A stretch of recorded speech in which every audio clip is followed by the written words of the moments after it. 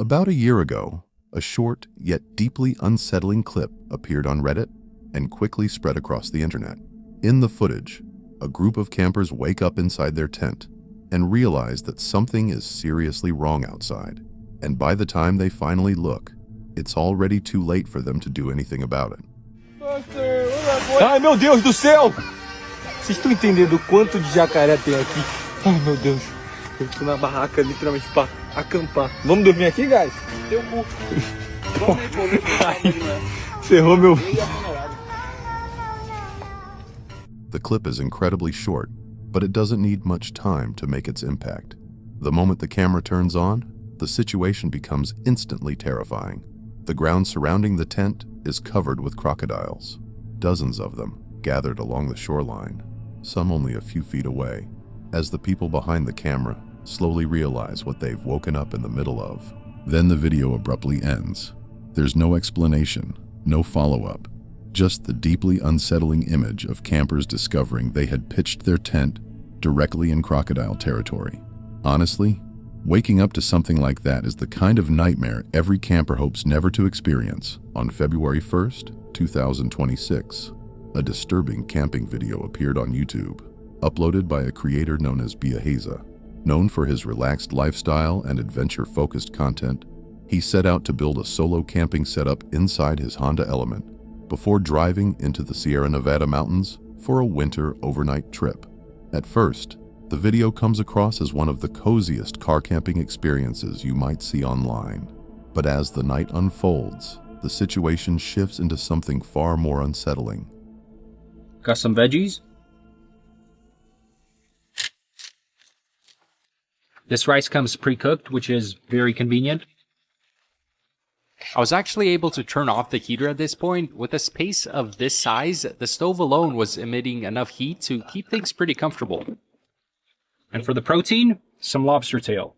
I've never cooked lobster tail, but I watched a YouTube short that said you gotta slice it open, add some pepper, salt, a little butter, a little oil, and just pop it in a pan for a few minutes. I splashed some lemon in there and then attempted to cut this green onion the best I could, at which point the lobster had cooked through and I could move on to separating the meat from the lobster shell. Of course, I had to plate the dish, make it presentable, and... The first half of the video unfolds just as you'd expect. He completes the car setup, cooks a full meal, makes a s'more, and winds down with a cup of tea. Everything feels calm and peaceful. The kind of relaxing content that almost makes you want to try car camping yourself. But late into the night, the atmosphere shifts. A car suddenly pulls up beside him in the darkness, and moments later, something happens that he never could have anticipated. Hey! Hello, who is this? Can I help you? Hey! What can I do for you? Open the door!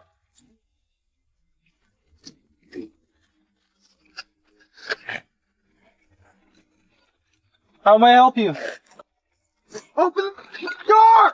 I'm not gonna be able to do that. Hey, what are you doing?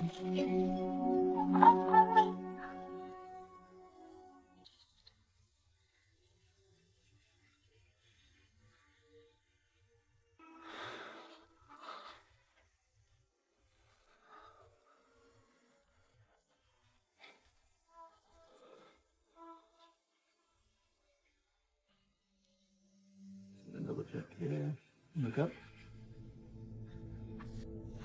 Looking back at the footage now, it's difficult not to realize how much worse the situation could have been. If his wheels hadn't gained traction at that exact moment, he would have been trapped there alone, blocked in, dealing with a shattered window, and a stranger who clearly wasn't there for a friendly encounter. On July 1st, 2021, a video uploaded to YouTube by the channel Moving Picture Africa captured what may be one of the worst camping scenarios imaginable. In the clip, South African wildlife cameraman Robert Hofmeer and his brother-in-law, Andy, are on a filming trip in the Kalahari, camped at an unfenced site in Botswana's Mabwasahuba area. Both men have years of experience working around wildlife, but their first morning at camp begins with a discovery that no amount of experience could have prepared them for. Once we were in the car, I grabbed my camera and started filming. It's in our tent. It's gone in our tent. Oh my goodness. Okay, we've got a lion here. Robbie spotted it about 8 meters away, and it's just gone into our tent.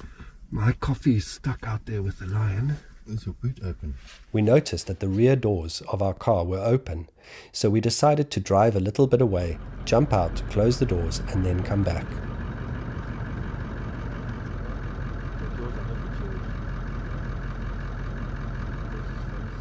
A little bit shaky. Lion just went into our tent. It was in our tent, and then it came out with Andy's pillow.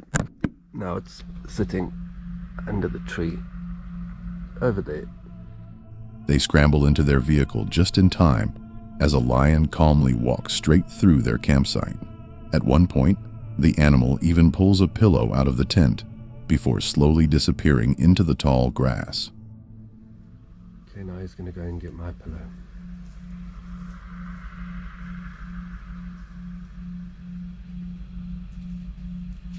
Oh my dear.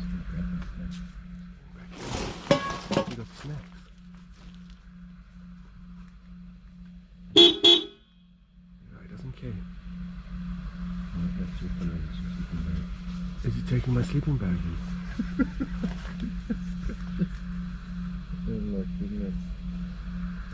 Okay, just drive a bit closer maybe. Just keep an eye out for others.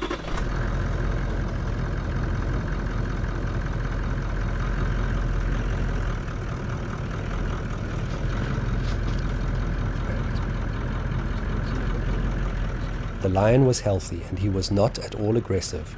He was just curious. He showed no fear of humans or vehicles.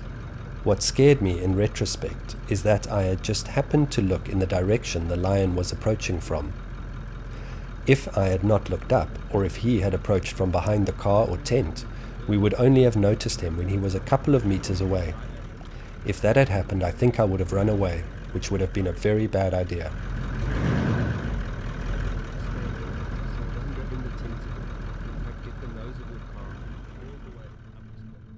Recognizing the danger, they decide to leave the area. But when they return the next morning, what greets them is far more disturbing than anything they could have anticipated. The grass was long, so we were not sure how far he had gone. So we jumped out of the car, zipped up the tent, and went for our morning drive. We came back a few hours later to assess the damage. There's Andy's pillow.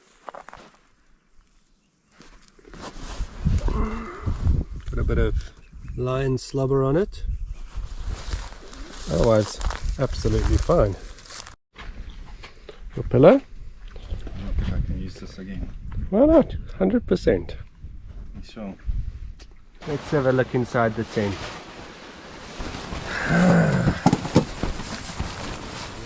He's ripped my bag open. What? Yeah. Ripped your bag? Yeah. He's not. Otherwise not too bad in here. It looks like he's also put his teeth into the outside of the tent, which is a bit worrying. It's not very secure, this. Oh dear.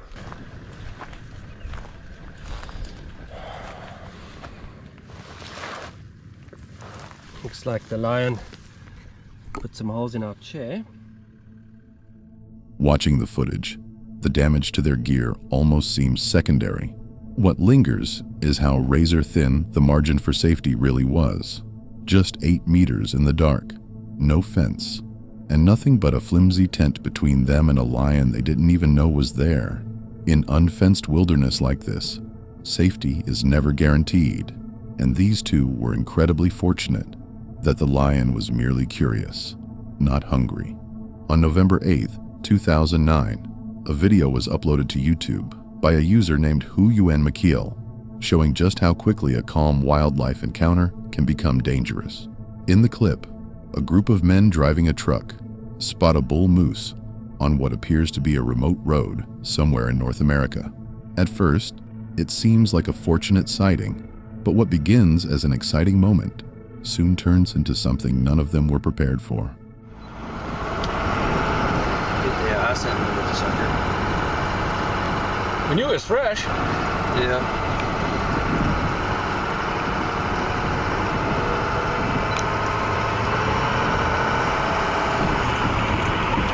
Oh, did you let him go? What are we doing here? Look, he's at a gallop now. 40.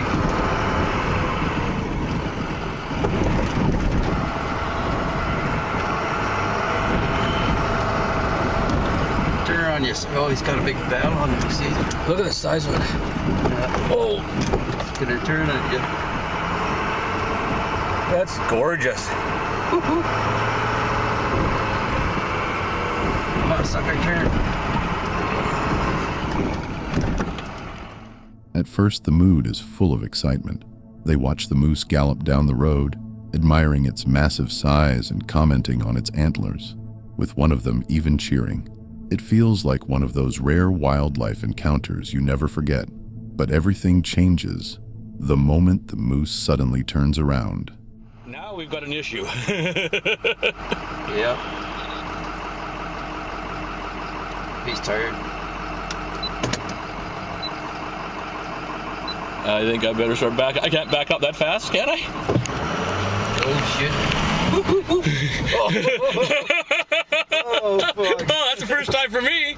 Shit, you pissed him off. Oh, fuck. Holy shit, he came back. I don't know how fast this thing would back up. You better fuck off. Oh, shit. Holy great. Have you ever seen that? No, I've heard stories of putting their hooves through their front windows. That'd be a hard accident report to write up. Yeah. Oh yeah, he'd hurt you. Yeah. Oh, shit. You told him to turn around, too. It's your fault. What follows is a tense standoff. The moose suddenly charges straight toward the truck, forcing the men to throw it into reverse as the animal rushes them again and again, coming dangerously close before pulling back. Eventually, the moose loses interest and disappears down the road. The truck remains intact, and everyone inside walks away unharmed. But encounters like this are a stark reminder of how unpredictable moose can be, because if they had reacted even a second slower, the outcome could have been very different. On May 22nd, 2025, a solo camping video from the channel Eleanor Grace Adventures was uploaded to YouTube, gradually turning into something deeply unsettling. In the video, she drives out to Dartmoor, a vast and remote area in Moorland, England, to hike to a hidden quarry she found on a trail app, take a swim, and spend the night car camping. At first, it seems like the perfect quiet escape, but the longer she remains, the more something about the place starts to feel wrong. I get something starts sucking on my leg. As gross as that sounds. How cold are we talking? It's not too bad. When I get over that. It's a little bit cold. It's not too bad though. There are a lot of tadpoles and everything around me and like little lizardy type things. I haven't seen any leeches yet. We're being joined by sheep. I'm gonna have to move my bags just in case they try and eat it. Don't break anything, please, Ellie. Oh, I've got no shoes on. Ignore the hairy legs. Oh my god, don't flip. And I'm climbing over rocks.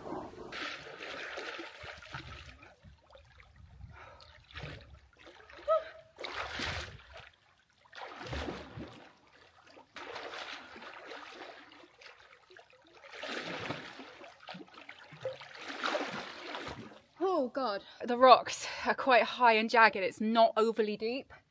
So you've got to be careful where you're putting your legs really, or kicking your legs to swim. Oh, this is so nice. The hike in is exactly as you'd expect. Open moorland, sheep grazing in the fields, and ancient ruins scattered across the landscape.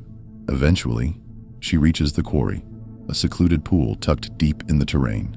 She swims, explores the area, and soaks in the surroundings. Then, suddenly, she hears something she wasn't expecting. I don't know if someone's wild camping and pumping up something, because that's what I can hear. It sounds like that. Either that or it's extremely loud, heavy panting. God, I hope it's someone wild camping.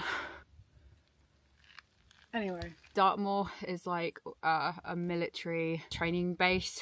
They do a lot of training around here basically, so I had to check the times for when they were doing that. There's various areas on Dartmoor where you can wild camp, and this falls under one of the legal areas you can do it. Yeah, it was coming from up there.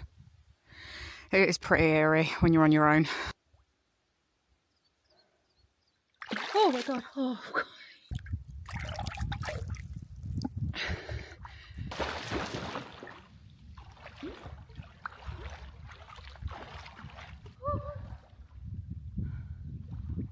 I can still stand up. It's getting very cold. I think it's time I get out. I'm making it my goal this summer to find as many cool places to wild swim as I possibly can. So I'm going to count them up and see how many I can check off. A lot of cool hikes I want to do as well. I think that if I can find some really nice campsites or like places like this to wild camp in this summer, I can do like a lot more vehicle camps and tent camps, wild camps. It's going to be really, really nice.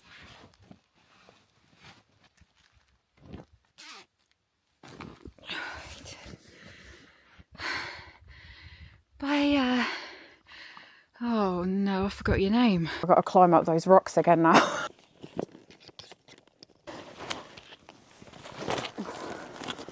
Oh. Why are my legs so short? There's nothing to like cling onto to get up. Just starting to get very chilly and quite dark actually. That was a bit risky than getting undressed and then dressed, trying to keep my towel around me. I did keep hearing that noise, so I don't know what it was. It could have been an animal. Typical YouTube video. Oh, I went somewhere really strange and there was someone watching me. Until actually, you know, that happens and then I'm screwed because I have to put that video up.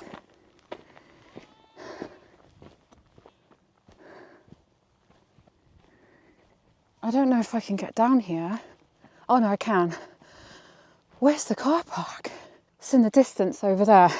No, how do I get down? Oh my God, I didn't even know that was there.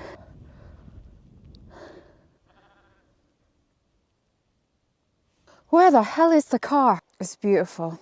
I did bring this. But oh God. Ah! Oh, whoa. I just put my foot in that. I'm gonna really have to watch my step. Oh, where's the bloody car? See what I mean? I'm gonna try and get over there. They're everywhere. God, Ellie, you've done it now, love. How the hell did I even get in here? Soon after, she begins to feel that she's no longer alone. Strange, unidentifiable sounds echo around her, impossible to trace or explain. The walk back quickly becomes tense, and at one point, she sinks into marshland up to her thighs, the sense of unease only intensifying. The next morning, she admits that the quarry filled her with more dread than any haunted location she's ever explored. And in the middle of recounting her experience, the same eerie sound returns in broad daylight, with no machinery or human activity nearby. Moments like these are what make remote places like Dartmoor so unsettling, because when something out there starts watching you, you're completely alone.